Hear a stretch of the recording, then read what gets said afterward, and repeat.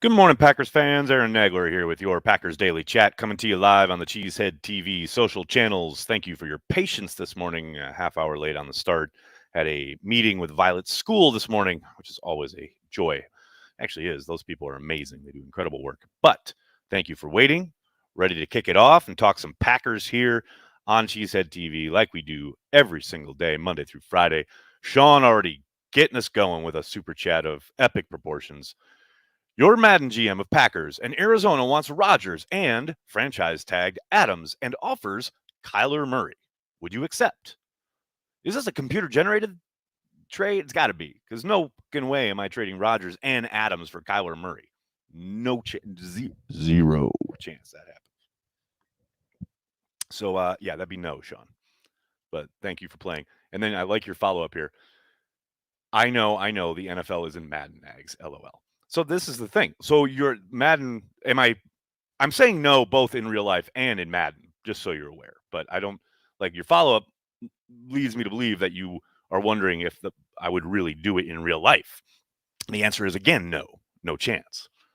Aaron Rodgers alone should fetch way more than a young QB who his game somewhat fell apart when Hopkins was taken away from him. I think he's an incredible talent, but we're talking about the 2-time back-to-back MVP here. I need a lot more than that. How you doing, everybody? Gary's here. What's up, Dale? Good day from London. Good day from New York City. I hope you're well. Ed, thanks for the super chat. Nothing more pitiful than a Bears fan explaining how upset I should be after another 13-win season. Yeah, the Bears fans were out in droves last night talking about how Justin Fields sold more jerseys at Lids in Wisconsin than anybody else. I mean, if that's your Super Bowl, congratulations. Who buys jerseys at Lids? Who shops at Lids? I don't know, man. But hey, way to go, Bears fans. I'm really proud of you. And yes, of course, that was followed hard upon with, oh, imagine having 2 Hall of Fame quarterbacks for 30 years and it's always only having 2 Super Bowl wins. Man, when I was growing up, I thought the Packers were going to fold. I thought they were going to move. I thought they were going to cease to be a franchise. And then they won a Super Bowl. And then they did it again, twice in my lifetime. When all my life up to that point, I thought, I think the Packers are going to die. And they didn't. They won the championship twice. Y'all, and by the way, those 30 years, I watched them win a boatload of games, including owning your sorry ass franchise for decades. So only 2 Super Bowl wins. I've had a ball, buddy. Glad the Bears fans can sit there and celebrate selling fucking jerseys at Lids, though. Whatever floats your boat, man. Fucking Bears fans. The Bears still suck. Jeff, thanks for the super chat. Brett Favre wasn't an MVP and great player until Sterling Sharp retired. Offense went through Sharp then. Same thing is happening now. Spread it. Yeah, it's weird because with Brett, he was such a young quarterback and he was absolutely fixated on Sterling Sharp. And his game did go to that next level when Sharp was injured and essentially his career was over. And Brett was forced to spread the ball around. It is weird because Aaron has shown the ability 100% when Devontae isn't in the game. When, with Matt LaFleur, the Packers are 7-0 when Devontae Adams doesn't play. And you see the ability of this offense to spread the ball around and Aaron's ability to spread the ball around. But yeah, when Devontae's in there, whoo, baby, things completely change. And it is Favre to Sharp-esque, which is weird because it makes sense on the Favre side, right? Young quarterback, this stud receiver, of course he's going to fixate on him. The whole offense runs through him. I mean, every play was called for him for good reason. He was an amazing player. But now it's like we've got the same thing at the end of a quarterback's career. You would think it would be like the Brett thing made sense. With Aaron, I get wanting to get the ball to Devontae, don't get me wrong, but it's so obvious that the offense operates so much better if you spread things around. 7-0 without the guy, with Aaron pulling the trigger. We know he's capable. So, yeah, I don't know. It's a mystery, Jeff.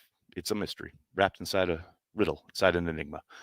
Alex, thanks for the super chat. Rodgers saga is talked about more than the Super Bowl. Jeez.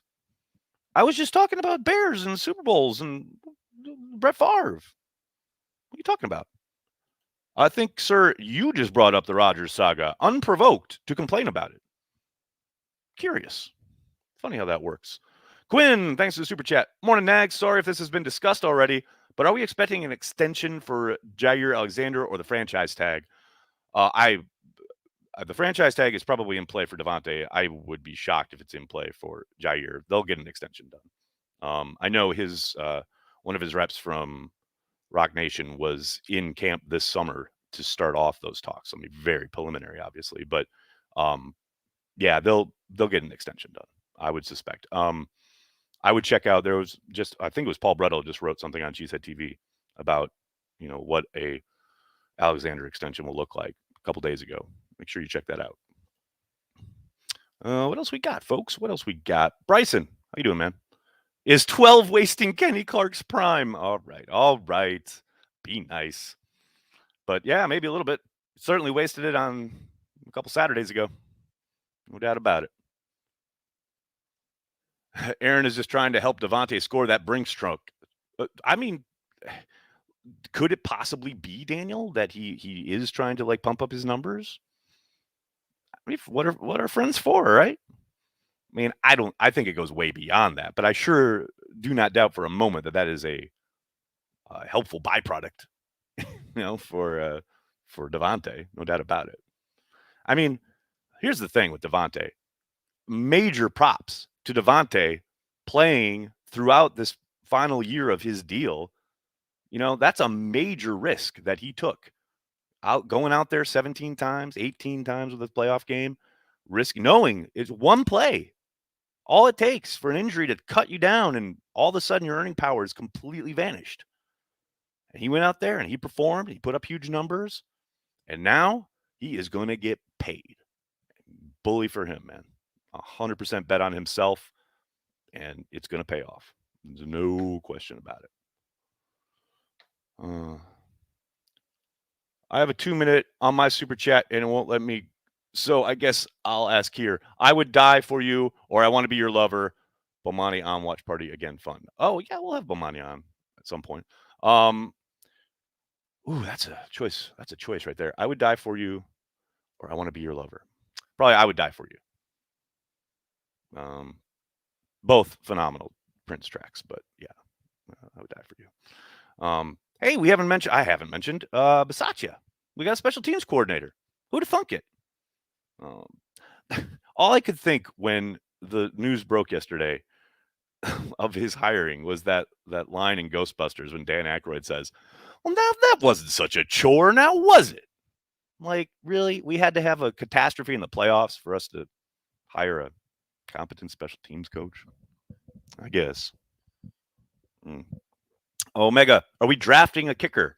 It's possible. Watch Corey's head explode. We'll be live streaming all 3 days of the draft, so be sure to tune in on day 3 to watch Corey lose his shit when the Packers use a draft pick on a kicker. Now, that said, they do have J.J. Molson, who is on the practice squad and has been for 2 years now. So I don't think they've kept J.J. around for 2 years just to toss him aside for a draft pick. They'll probably let him compete. But I would suspect, yeah, they'll move on from Mason. I would think that's going to be one of the hard choices they have to make, and then have an open competition in camp. We'll see. But yeah, I think drafting a kicker is a legit possibility, and I can't wait to watch Corey react. Mark, thanks for the super chat. Curious if the past Bucks-Rams team building model and the state of the offseason, will it sway the front office to push the envelope more in sacrificing the future? I'd be shocked. In any real sense, as far as trading away a ton of picks or handing out monster contract extensions that put them in any kind of cap jeopardy long term. Now, I think they will sign some big deals. I think Jair will be one of them. I think Amos will probably get an extension. Hopefully they get Devontae done. But, I don't think it's going to be markedly different. I know, yes, you look at the Rams in the Super Bowl, you look at the Bucks in the Super Bowl last year. and you would start to think, oh boy, maybe they should, whatever your opinion is, change their MO. But the way they have operated for decades has changed slightly. I think Brian's brought a little bit more aggressiveness to the proceedings than Ted did, obviously, but I still think they are going to be pretty. I guess conservative is the way most would look at it. I think just rooted in their draft and develop and augmenting the roster when they can from outside. But I don't see a wild swing for the fences kind of move. It just would be very out of character for the organization. William, thank you for the super chat. Holding 12 back 3 years directly led to a below market second contract that gave Green Bay unparalleled flexibility with prime 12. Is this the plan with Love? It could be. Don't forget, they handed Rodgers that first contract extension after what was it, 8 starts? Something like that first year in 2008. So I think, whatever the plan is with Love, I don't think they have anything set in stone until they see him play. If he gets out there as the starter and stinks up the joint, well, then it's time to find a new plan, especially when you're talking contracts. But, they've got 5 years of control with the 5th-year option. I think they will let that ride as long as they can before they start. And again, they have to see him play and for an extended time as a starter, not mop-up duty, not spot things here and there. He's got to play before they make any kind of determination of what the plan is with him going forward, especially contract-wise. Alex, thanks for the super chat. Meant in the media, and it baffles me why. It really does baffle you? No, it can't possibly baffle you. Man, you think people are clicking on what the Packers have to do with the tight end position from a national standpoint? No, they're clicking on and tuning into what's going on with Aaron Rodgers, even when nothing's going on with Aaron Rodgers. Case in point, look back to last summer. We literally went weeks, we went months with no news about Aaron Rodgers other than he's in Hawaii or he's on Jeopardy. He's unhappy. No real news, but damn if the content machine didn't turn shit out every single day. And people ate it up. We got the numbers. I got the analytics at Cheesehead TV to show you how much they ate it up. This is not a mystery. He's a monster star. You put his name in the headline, you've already gotten ahead of everything else. I mean, this is not complicated. LA or Cincy for Sunday? Matt, you're asking the hard questions. I mean, it's go Bengals. How is it anything other than go Bengals? Come on. I haven't been to a damn Super Bowl since Chris Collinsworth was playing. Come on. Win it for Ken Anderson. One of the most underrated QBs of all time. Go get that championship for the city of Cincinnati. They've suffered enough. LA. Who cares about LA? LA doesn't even care about LA. The Rams, there were more 49ers fans in that game in LA, the playoff game. Come on. LA. Go Bengals. It's pure go Bengals here.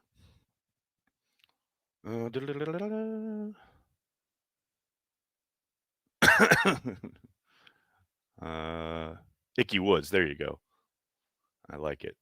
What does the wide receiver room look like next year? Dan, that's a very good question. I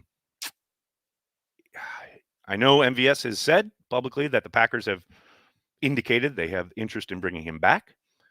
They have a real tricky kind of situation with Lazard's deal. Obviously, Devontae Adams is going to get paid, either franchised or a monster contract extension. There is a slight, I'm talking very small, possibility that all three are gone next year. It sounds crazy, but that possibility exists. Now, do I think that's going to happen? No. I think most likely they'll get Devontae done. They'll probably find a way. They will, I would suspect, bring Lazard back. MVS is tricky, though. He can make a decent amount of money on the open market. And if his people, clearly are going to tell him, look, I know, you like Green Bay, you like playing with Aaron. Totally get it. You like playing in this offense. I understand it, but he could make some money on the open market.